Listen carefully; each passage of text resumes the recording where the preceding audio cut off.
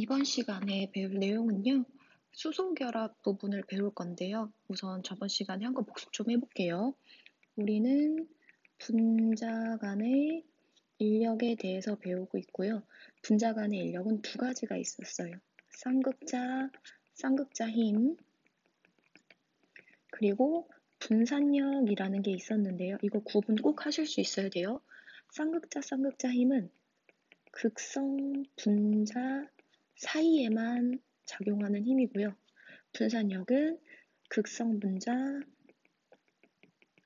무극성 분자 관계없이 모든 분자 사이에 작용하는 힘을 우리는 분산력이라고 얘기했었습니다. 우리가 지금 배우고 있는 건 분자 간의 인력이에요. 그럼 제가 극성 분자 한번 그려볼게요. 극성 분자는 한쪽이 약간 플러스, 한쪽이 약간 마이너스 이런 애들을 극성 분자라고 얘기를 하고요. 다시 한쪽이 약간 마이너스, 한쪽이 약간 플러스. 극성 분자 두 개를 그렸는데 이렇게 극성 분자 사이에 작용하는 이 힘을 우리는 쌍극자 힘이라고 부른다라는 거. 물론 얘는 분산력이라는 힘도 같지만 우선 더 강조해야 될 게 쌍극자 힘이니까 극성 분자 사이에는 쌍극자 힘이 작용한다라고 봐주시면 됩니다. 그럼 또 하나, 고체, 액체, 그리고 기체가 되면서 달라지는 건 뭐가 있냐면 고체일 때는 굉장히 가까웠어요. 그러면 당연히 분자 간의 인력도 강하게 작용하겠죠. 근데 제가 얘를 가열을 하잖아요. 그럼 가열을 하면은 무슨 뜻이냐면 굉장히 분자 운동이 활발해집니다. 활발해지면 얘네들이 분자 간의 인력을 이겨내고 어느 정도 멀어질 수가 있어요. 이해 가죠? 그 다음에 제가 얘네들을 기체로 만들기 위해서는 또 가열을 해줘요. 그럼 얘네들이 이 분자 간의 인력을 이겨내고 굉장히 멀리 떨어질 수 있다라는 거. 저희가 가열하는 이유는 분자 운동을 활발하게 해서 얘네들이 이 잡아당기는 힘을 이겨내고 멀어지게 만드는 거예요. 그러면 정리. 만약에 분자 간에 인력이 센 애들이래. 그러면 떼어내기가 쉬울까요? 어려울까요? 당연히 떼기 쉽지가 않죠? 그럼 떼기 쉽지 않아. 그럼 내가 가열을 어떻게 해줘야 돼요? 가열을 많이 해줘야 되고 이게 얘네들이 떨어진다라는 건 결국 고체가 액체, 액체가 기체가 되는 거잖아요. 끓는 점이 높아진다라고 얘기할 수 있습니다. 이게 지난 시간에 배운 내용이고요. 어디 정리할 곳이 있으면 정리해 놓으세요. 이게 오늘 배울 내용 중에 중요하니까. 그럼 오늘 배울 내용은 수소결합인데요. 우선 수소결합은 꼭 기억하셔야 될 게 얘는 매우 강한 분자 간의 인력이고 매우 강한 쌍극자 힘이다라는 거. 얘는 결합이 아니에요. 매우 강한 분자 간의 인력이고 매우 강한 쌍극자 힘이다. 분자 간의 인력 중에서도 쌍극자 힘이다라고 봐주시면 돼요. 그럼 왜 결합이란 이름을 붙였을까? 왜 결합이란 이름을 붙였을까? 얘는 진짜 결합은 아니거든요. 왜 결합이라는 이름을 붙였냐면 그만큼 세니까 강조하고 싶다라고 봐주시면 됩니다. 강조하고 싶다. 그럼 얘를 잠깐 설명을 할 건데요. 전기음성도라는 개념.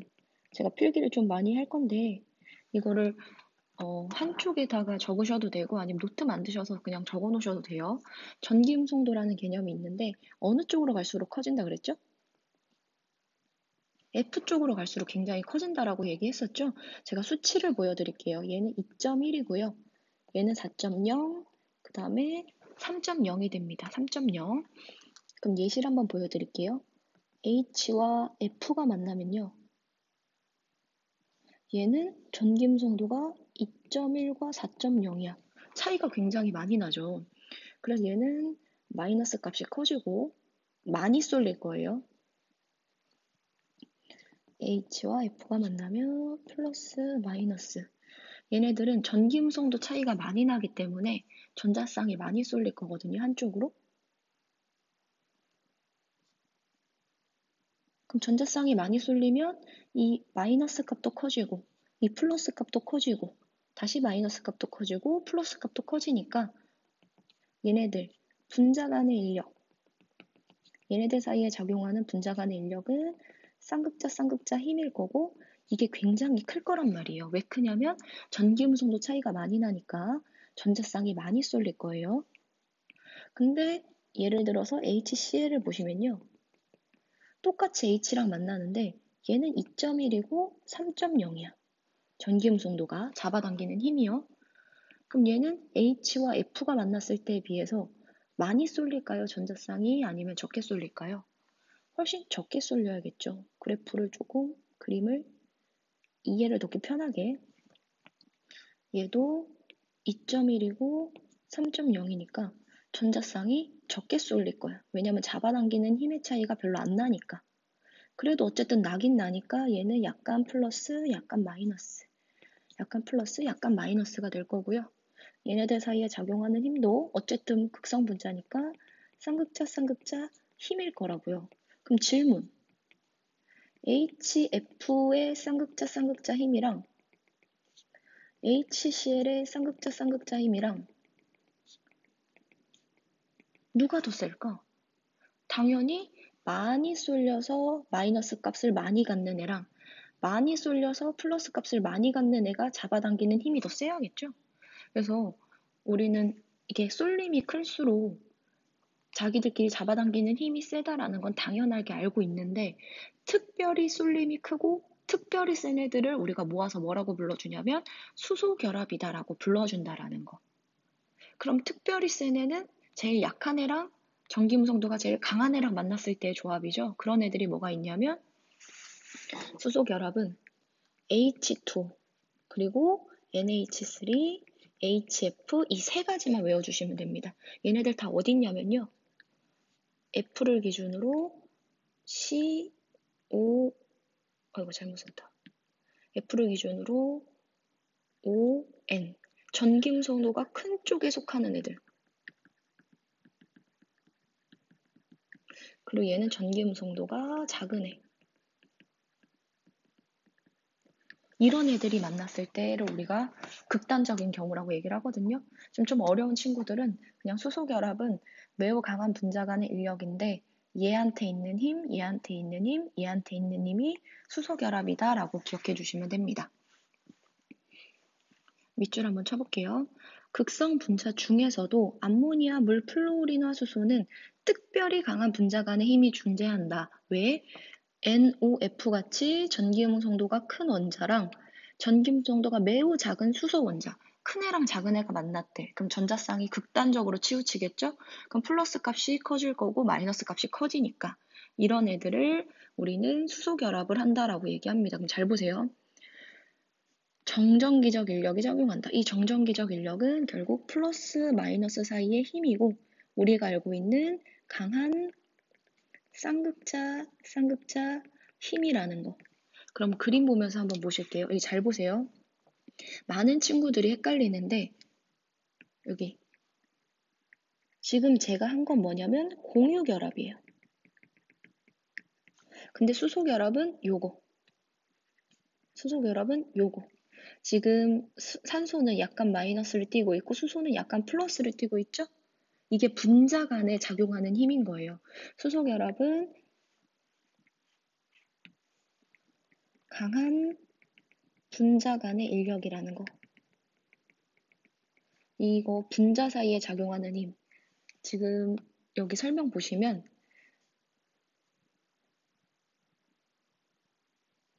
한 분자 내에서 NOF 원자는 내 분자 말고 이웃한 분자 내 H 사이. 그게 무슨 뜻이냐?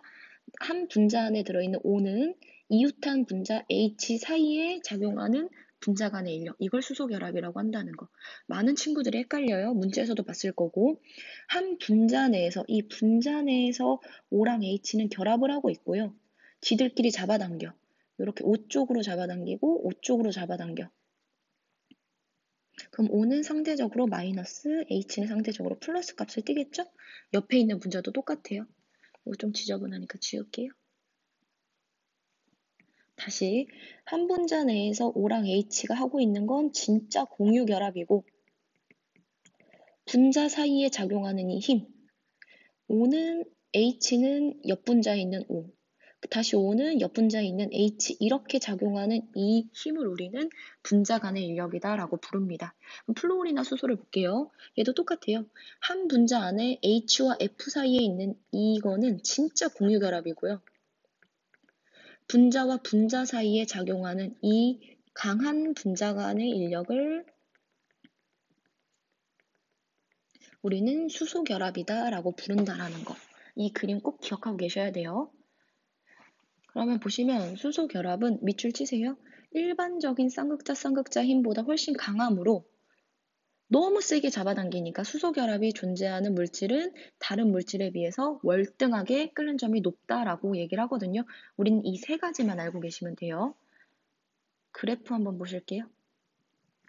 지금 저번에는 비활성 기체, 그 다음에 무극성 기체만 가지고 얘기를 했었는데 지금은 14, 15, 16, 17족을 한 번에 비교를 했어요. 이거 보실 줄 아셔야 돼요. 14족 파란색 보시면은 얘네들은 다 무극성 분자예요. 그럼 무극성 분자 사이에는 무슨 힘만 작용할까요? 분산력만 작용할 거고요. 분산력은 분자량 봐주시면 된다라고 얘기했었죠? 그럼 분자량이 커질수록 분산력이 커지고 끓는 점이 높아진다라는 거. 근데 우리한테 분자량은 그대로 주지 않아요. 이 주기가 커진다라는 말이 결국 분자량이 커진다라는 말이랑 똑같습니다. 그럼 14족 보시면 CH4, SiH4, GH4, SNH4 딱 주기가 커질수록 예쁘게 끓는 점이 증가하고 있죠. 이거는 저번 페이지에서도 한번 봤어요. 근데 15, 16, 17쪽 얘네들은 뭐냐? 극성 분자거든요. 극성 분자인데 어쨌든 얘네들도 자기들끼리 비교하면 다 같은 극성 분자니까 분자량이 커질수록 분산력 커지고 끓는 점이 높아지는 양상을 보여요. 15족 보세요. 주황색이에요. 커지고 있죠. 16쪽 보세요. 노란색이에요. 커지고 있습니다. 17쪽 보세요. 초록색이에요. 커지고 있어요. 근데 누구만 빼고? 예외. H2O, HF, NH3. 얘네들 경향에서 벗어나죠? 경향에서 벗어나고 있어. 왜? 수소 결합하니까. 내가 H2로 보세요. H2의 분자량이 18이고요. H2S의 분자량이 34예요. 외우지 않아도 돼요. 내가 훨씬 가볍지만 나는 수소 결합을 하니까 너보다 끓는 점이 높은 거야. 이렇게 설명할 수 있습니다.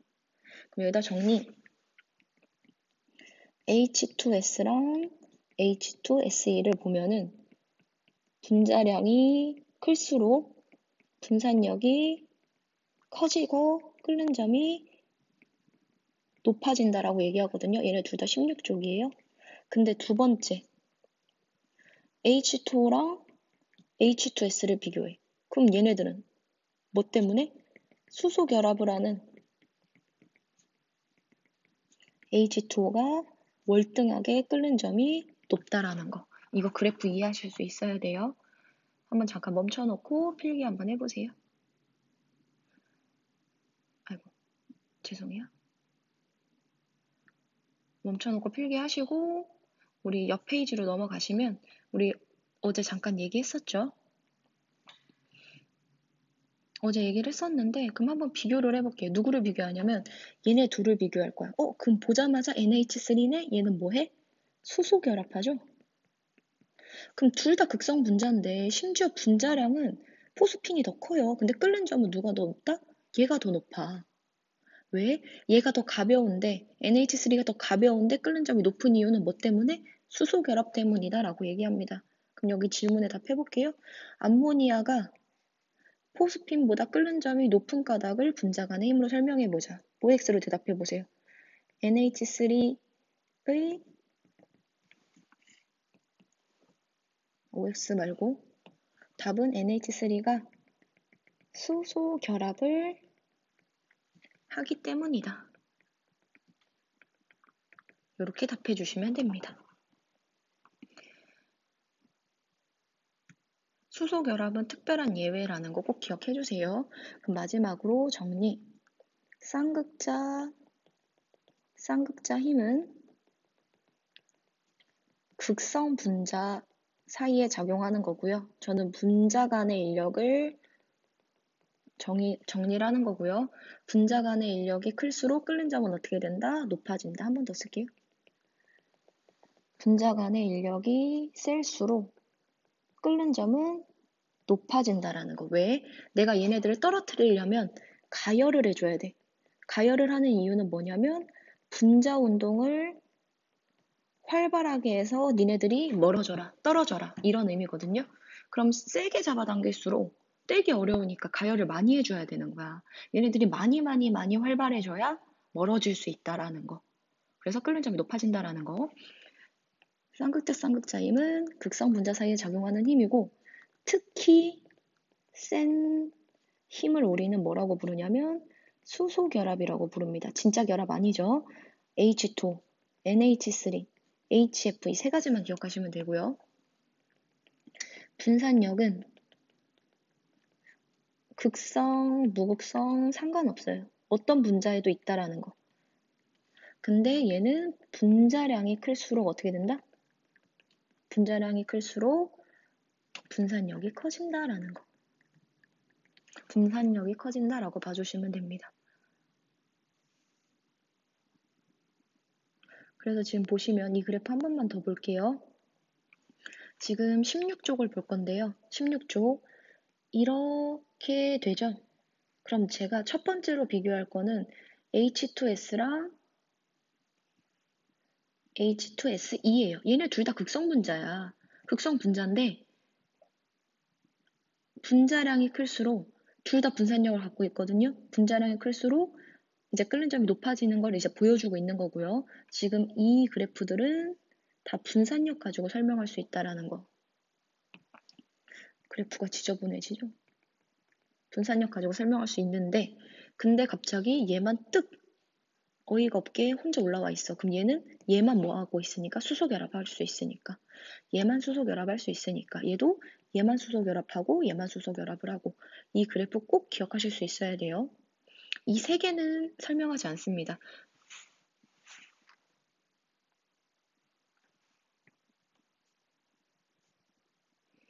그러면 정리되셨으면은 이제 뒷장으로 한번 넘어가 볼게요.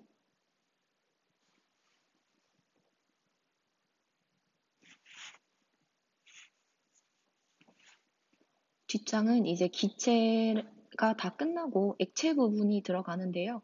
액체 부분에서 우리가 그냥 생각을 해야 될 게 다 알고 있는 내용이에요. 액체는 기체보다 분자 간의 힘이 크고 왜? 가까우니까 분자 간의 힘이 크다라는 거. 이거 알고 계시고요. 가장 처음에 배우는 게 물에 대해서 배우는데 이 물의 모든 특징은 우리가 딱 하나로 설명합니다. 수소결합 가지고 설명을 해요. 수소결합 가지고 설명을 해요. 아까 수소결합 그림 잘 봤기 때문에 한 번만 더 그려보면 H2O 분자가 있고 다시 또 H2O 분자가 있어. 이 분자 내에 있는 이 결합은 공유결합이고요. 분자와 분자 사이에 작용하는 이 분자 간의 인력을 뭐라고 부른다? 특별히 세서 수소결합이라고 부른다라는 거. 이거 꼭 기억하셔야 돼요. 그럼 이건 다 알고 있는 내용인데 우리 요구르트 같은 거 옛날에 시원하게 먹겠다고 냉장고에 넣어놓으면 냉동실에 넣어놓으면은 볼록해지는 거 느끼죠? 볼록해지는 거 느껴요. 거의 대부분의 물질의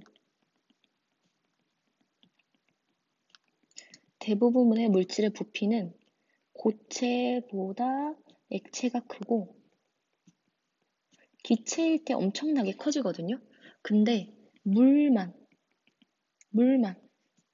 굉장히 특이한 거예요. 물의 부피는 오히려 액체보다 고체가 크고요. 기체가 된다라는 거. 이런 성질을 보이는 애는 물밖에 없다라는 거 꼭 기억하셔야 돼요. 우리 주변에서 많이 봤어요. 우리 주변에서 콜라병을 냉동실에 얼렸어. 근데 시간이 지나고 나니까 터져 있어. 병 같은 거, 액체가 들어있는 병 같은 거를 냉동실에 얼리잖아요. 고체가 되면서 부피가 커지기 때문에 얘네들이 터진다고. 이거를 뭘로 설명하냐면 수소결합이라고 설명을 합니다. 수소결합. 그럼 수소결합이랑 무슨 관계가 있냐? 지금 물과 얼음을 비교해 볼게요. 물과 얼음을 비교했을 때 온도는 어디가 더 높을까요? 당연히 물이 온도가 더 높죠. 온도가 높아. 그러면 분자 운동이 굉장히 활발합니다. 분자 운동이 활발하죠. 얘네들이 지 멋대로 막 움직인다는 거야. 막 움직이고 있거든요.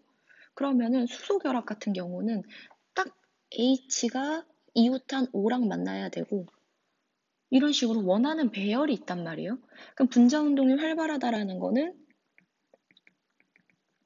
원하는 배열대로 잘 있지를 못해요.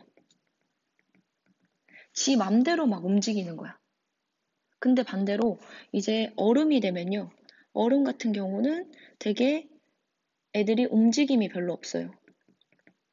움직임이 없으니까 내가 딱 원하는 수소결합대로 배열을 할 수 있거든요. 그 모습이 이 모습입니다. 그럼 내가 원하는 수소결합대로 배열을 하고 나면은 이 안쪽에 뭐가 생기냐면 안쪽간에 빈 공간이 생겨요. 분명히 그냥 분자 사이에 결합 그 거리는 얼음이 되니까 가까워지는데 내가 원하는 수소 결합을 하기 위해서 최대한 수소 결합을 하기 위해서 배열을 하고 나면 빈 공간이 생겨. 그럼 빈 공간이 생기기 때문에 우리는 부피가 증가한다라고 표현을 합니다. 무슨 말인지 이해하셨어요? 다시 한번 얘기해 볼게요. 물과 얼음을 비교했을 때 물은 액체고 얼음은 고체 상태잖아요. 그러면은 물이 훨씬 더 분자 운동이 활발하단 말이야. 근데 수소 결합은 딱 내가 원하는 방향이 있어요. 근데 내가 원하는 방향대로 얘네들을 배열하기에는 너무 활발해. 그래서 수소 결합을 제대로 잘 많이는 못 하거든요. 하긴 하지만 근데 만약에 얼음이 됐어. 고체 상태가 됐어. 그럼 움직임이 없어. 그럼 내가 원하는 배열대로 배열을 할 수 있고 그렇게 배열을 하고 나니까 안쪽에 뭐가 생기냐면 이렇게 빈 공간이 생긴다라는 거. 그래서 얼음일 때 부피가 더 커진다라고 봐주시면 됩니다. 지금 얘기 한번 해볼게요. 밑줄 쳐볼게요. 액체 상태에서 물의 분자 배열은 규칙적이지가 않아요. 근데 만약에 물이 얼면 배열이 규칙적으로 되고요. 그러면 이 규칙적인 배열이 된다라는 거는 수소 결합을 잘 할 수 있는 배열이 된다는 거. 할 수 있는 배열이 된다. 그럼 수소 결합을 하고 나면은 이 그림 기억하셔야 돼요. 수소 결합을 하고 나면 빈 공간이 생기는 육각형이 되기 때문에 부피가 일시적으로 클 수밖에 없다라는 거. 그럼 질문 여기다 쓸게요. 수소 결합을 수는 물이 많을까요? 얼음이 많을까요? 누가 규칙적으로 배열한다 그랬죠? 얼음. 그럼 누가 수소 결합을 많이 할 수 있다 그랬어요? 얼음. 수소 결합을 많이 하기 때문에 이런 빈 공간이 생긴다라는 거. 무슨 말인지 이해하셨어요? 천천히 한번 다시 봐주세요. 그럼 이 그래프를 보시면요. 지금 0도씨 이하에서는 이게 얼음이잖아요. 그럼 얼음이면 육각형 상태예요. 육각형 상태예요. 그래서 온도가 올라가면 올라갈수록 애들이 점점 멀어지면서 어쨌든 부피가 일시적으로 증가하다가 0도씨가 되는 순간 0도씨가 되는 순간 뭐가 일어난다? 육각형이 붕괴되기 시작하면서 이제 빈 공간으로 다른 애들이 들어와요. 빈 공간으로 들어오고 그래서 일시적으로 부피가 작아집니다. 어디까지? 4도씨까지. 그래서 이 특이점이 나타나는 거는 0도씨에서 4도씨까지라는 거. 네, 여기다 한번 정리해 볼게요. 0도씨에서 4도씨까지는 육각형이 붕괴되면서 이제 빈 공간이 메꿔지기 시작합니다. 빈 공간이 메꿔져서 부피가 줄어들겠죠? 근데 이제 4도씨 이후에는 그냥 다 메꿔졌어. 이제 특이점 끝났어. 그냥 온도가 높아지면서 애들이 활발해지고 부피가 증가한다라는 거. 이렇게 봐주시면 돼요. 0도씨 이전에는 얼음이야. 얼음인데 그냥 육각형 상태를 유지하면서 온도가 커지면 애들이 좀 이렇게 좀 멀어지다가 0도씨에서 이제 육각형이 완전히 붕괴가 되고 액체가 되면서 부피가 순간적으로 줄어요. 그러면 지금 0도씨에서 4도씨는 육각형이 붕괴 계속 붕괴되면서 빈 공간을 메꾸고 마지막으로 4도씩을 찍고 이제 더 이상은 붕괴, 뭐 육각형 이런 영향이 끝나서 온도가 높아질수록 활발해지고 부피도 증가한다라고 봐주시면 됩니다. 이상한 점, 특이점은 몇 도에서 나타난다? 0도부터 4도씩까지 나타난다라는 거. 부피랑 밀도는 반대인 거 보이시죠? 그래서 부피가 증가하니까 밀도는 떨어지고 그다음에 부피가 감소하니까 밀도는 올라갔다가 다시 내려갑니다. 그러면 몇 도일 때 밀도가 최대일까요? 4도씨 물이 밀도가 최대죠? 그럼 이것 때문에 나타나는 현상. 강물은 꽁꽁 얼었어. 그러면은 강물이 꽁꽁 얼면 물고기가 다 죽나? 아니죠. 가장 무거운 물, 4도씨 물은 밑에 있기 때문에 물고기가 살 수 있다라는 거. 이게 지금 물의 밀도와 관련된 내용입니다. 이해는 가세요?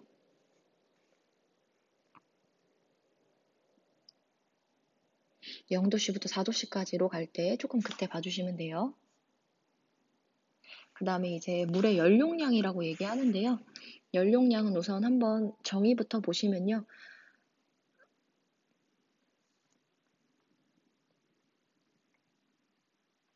연용량은 어떤 물체에 1도씨를 올리는데 필요한 열량입니다. 근데 우린 비열도 배웠어. 그럼 비열은 도대체 뭘까? 옆에 있어요. 비열은 어떤 물질 1g을 1도씨 올리는데 필요한 열량이다. 연용량과 비열의 차이점 아시겠어요? 얘는 질량이 정해져 있지 않고 얘는 1g이라고 정해져 있죠. 그쵸? 그러면 온도를 높인다라는 건 분자 운동이 활발해진다라고 봐주시면 돼요. 근데 지들끼리 엄청 꽉 잡고 있어. 분자 간의 인력이 굉장히 센 애를 내가 활발하게 만들고 싶어. 쉬울까요? 어려울까요? 굉장히 어렵겠죠. 그쵸? 그래서 이것도 똑같습니다. 분자 간의 인력이 굉장히 셀수록 온도를 높이기가 쉽지 않다라고 얘기를 하고요. 이거는 연용량, 비열이 크다라는 거. 다른 애들은 그냥 가열을 조금만 해줘도 1도, 2도, 3도, 4도 올라가는데 이렇게 분자 간의 인력이 센 애들은 지들끼리 너무 강하게 잡고 있잖아요. 그래서 가열을 많이 해줘야지 겨우 1도가 오른다라는 거. 우리 이거 많이 봤는데 물이 당연히 분자 간의 인력 센 건 알고 있죠? 우리가 여름에 해변 같은 데를 갔어. 근데 해변 같은 데를 갔는데 너무 신나서 맨발로 모래사장을 막 밟아. 그럼 모래는 되게 뜨겁잖아요. 근데 내가 모래를 지나가서 바다 안에 들어가면은 물은 어때요? 차갑죠? 똑같은 햇살을 받는데, 똑같은 열을 받는데, 모래는 온도가 금방 올라가고, 물은 천천히 올라가.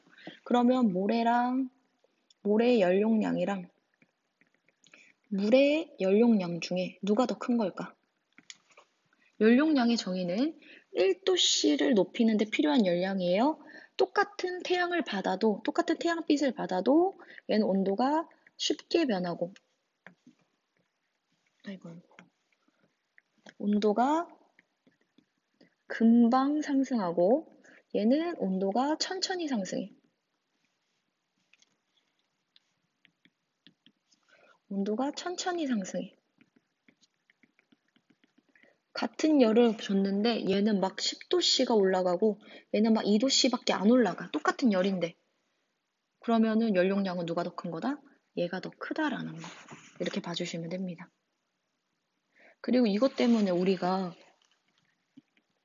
있는 게 체온 유지가 가능하죠. 우리 몸은 몸의 70%가 물인데 내가 50도씨의 사막 갔다고 내 체온이 그렇게 변하나? 안 변해. 물 같은 경우는 진짜 온도가 잘 안 변한단 말이에요. 온도가 안 변하기 때문에 우리는 체온 유지가 가능한 거고, 왜 온도가 잘 안 변하냐? 물은 분자 간의 인력이 굉장히 세다. 수소 결합을 하고 있기 때문이다라고 얘기를 합니다. 지금 무슨 말인지 이해 가셨어요? 어,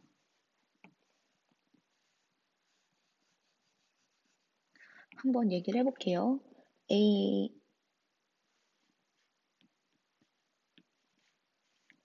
100 칼로리의 열로 A는 100도씨가 올랐고, 그 다음에 B는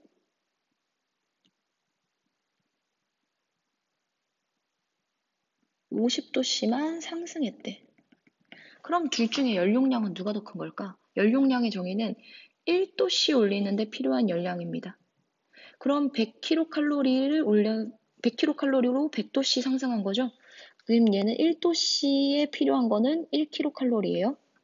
근데 얘는 똑같이 100kcal를 줬는데 50도씨밖에 상승을 안 했어. 그럼 얘는 1도씨 상승시키는데 필요한 게 몇 칼로리? 2kcal라는 거. 그러면 연용량은 누가 더 크다? A가 보다 B가 더 크다. 그냥 연료량이 클수록 온도 잘 안 올라간다.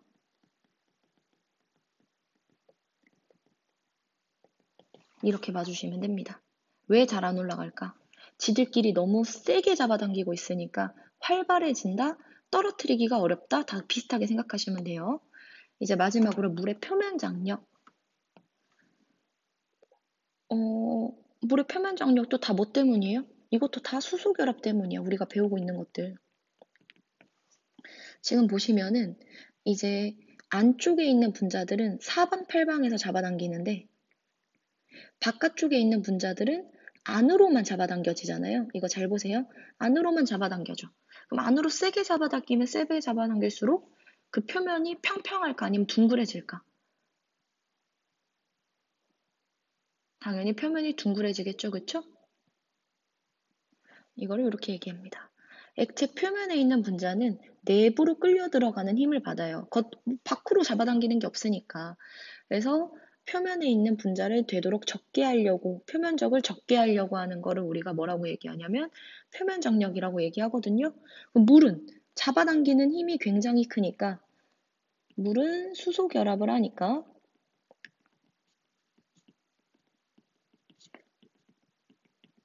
표면 장력이 굉장히 크다라고 봐주시면 됩니다. 표면 장력이 굉장히 크다라는 거.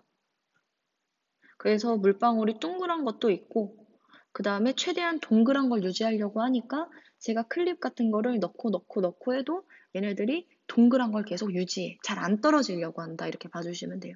이 모든 것들이 다 수소 결합 때문에 나타난다라고 봐주시면 돼요.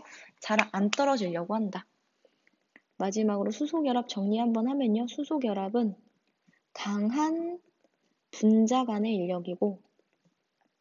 강한 분자 간의 인력이고, 이거는 안 떨어지려고 해. 그럼 안 떨어지려고 하기 때문에 나타나는 현상 뭐 있냐? 끓는 점이 굉장히 높고 그 다음에 온도가 잘 안 올라가죠. 왜냐하면 얘네들이 어느 정도 떨어져서 활발해져야 되는 게 이제 온도가 높아진다라는 뜻이거든요. 근데 너무 세게 부딪히고 있으니까 안 올라가. 연용량이 크고 그리고 표면 장력이 크고 그 다음에 이거랑은 좀 다른 건데 어쨌든 수소 결합을 많이 하면 육각형의 모양을 갖고 있으니까 밀도가 액체 상태보다 크다라는 거. 우리 여기까지 한번 얘기했었고요. 그냥 이 정도는 암기해 주시면 된다라는 거. 우리가 이제 필기를 하면 설명을 하는데 화투 내용 같은 경우는 처음 들으면 모르는 게 당연한 거예요. 그래도 우선 필기해보고 이해 안 가는 거 있으면 다시 돌려서 들어보고 또 이해가 안 가면 질문 게시판도 이용해주고 좀 열심히 합시다. 다음 시간에는 이제 액체 증기압력 관련해서 얘기를 해볼 거고요. 우리가 교과서에 있는 문제도 풀 테니까 포기하지 마시고 계속 공부하세요. 고생하셨습니다.